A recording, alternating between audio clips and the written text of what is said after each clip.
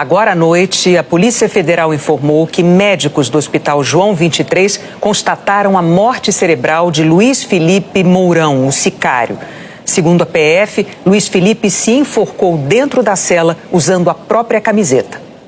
Para fazer a operação de hoje, a Polícia Federal se baseou na perícia feita nos celulares de Daniel Vorcaro. Os investigadores afirmam que o conteúdo revela detalhes de uma engrenagem criminosa movida por corrupção. A Polícia Federal afirma que o esquema de Vorcaro operava com 4 núcleos principais. Financeiro, responsável pela estruturação das fraudes contra o sistema financeiro. De corrupção institucional, voltado à cooptação de servidores públicos do Banco Central. De ocultação patrimonial e lavagem de dinheiro, com utilização de empresas interpostas. De intimidação e obstrução de justiça, responsável pelo monitoramento ilegal de adversários, jornalistas e autoridades.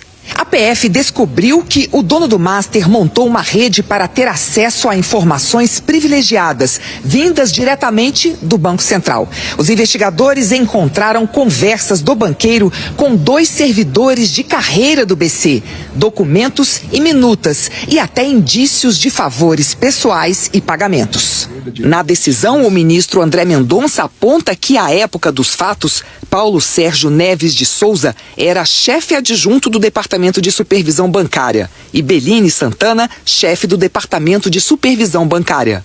Eles foram afastados dos cargos pela atual diretoria do Banco Central em 8 de janeiro deste ano, após o início de uma sindicância interna. Os dados foram enviados à PF. Os 2 estão proibidos de entrar nos prédios e de acessar os sistemas de segurança do Banco Central. De acordo com as investigações, Paulo Sérgio chegou a dar sugestões ao dono do Master, Daniel Vorcaro, sobre como deve se comportar em reunião com o presidente do Banco Central. Mesmo sendo servidor do BC, acabou se tornando uma espécie de empregado consultor de Vorcaro. Beline Santana, segundo a PF, mantinha a mesma relação de empregado consultor de Vorcaro. E também foi instado a emitir opinião sobre um ofício que o Banco Master enviaria ao departamento que ele próprio chefiava no Banco Central. De acordo com a investigação, o dono do Banco Master utilizou contratos simulados de prestação de serviços por intermédio de empresa de consultoria para justificar transferências financeiras em favor dos servidores, a título de contraprestação pela assessoria privada que forneciam.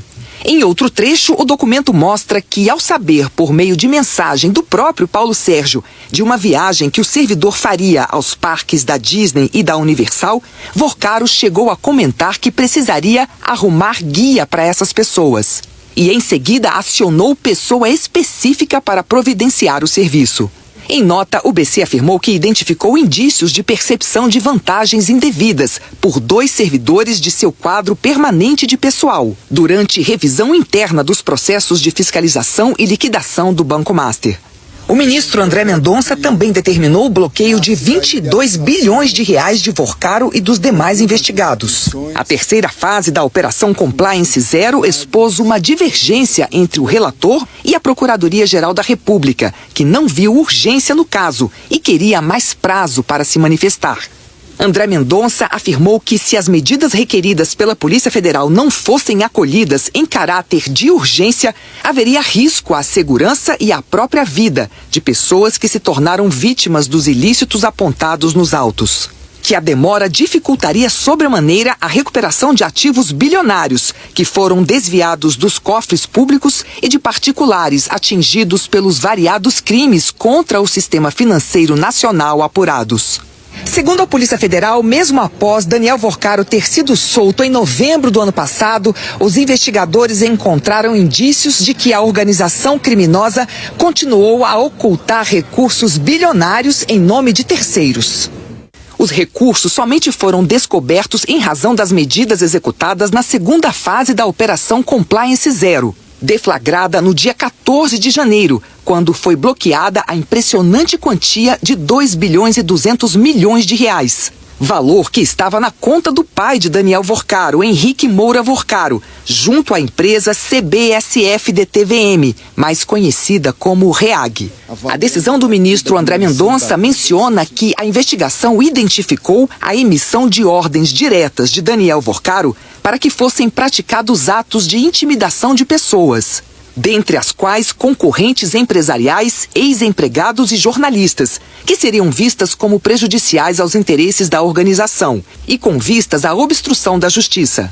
Um dos alvos do grupo foi o jornalista Lauro Jardim, do jornal O Globo. Na decisão de Mendonça, o nome dele aparece protegido por uma tarja. Na troca de mensagens entre Vorcaro e Luiz Felipe Mourão, o sicário, o banqueiro demonstrou incômodo com a atuação do jornalista, que havia publicado uma notícia desfavorável aos interesses de Vorcaro. Vorcaro disse: tinha que colocar gente seguindo esse cara para pegar tudo dele. Mourão respondeu: vou fazer isto. Em outro momento, o banqueiro ordena um ataque ao jornalista. Esse Lauro quer mandar dar um pau nele, quebrar todos os dentes num assalto. Mourão respondeu com 2 símbolos de sinal positivo e escreveu: estamos em cima de todos os links negativos, vamos derrubar todos e vamos soltar positivas. De acordo com a PF, a partir de todos esses diálogos, verifica-se a presença de fortes indícios de que Vorcaro determinou a Mourão que forjasse um assalto ou simulasse cenário semelhante para prejudicar violentamente o jornalista em questão. E a partir do episódio calar a voz da imprensa, que ousasse emitir opinião contrária aos seus interesses privados.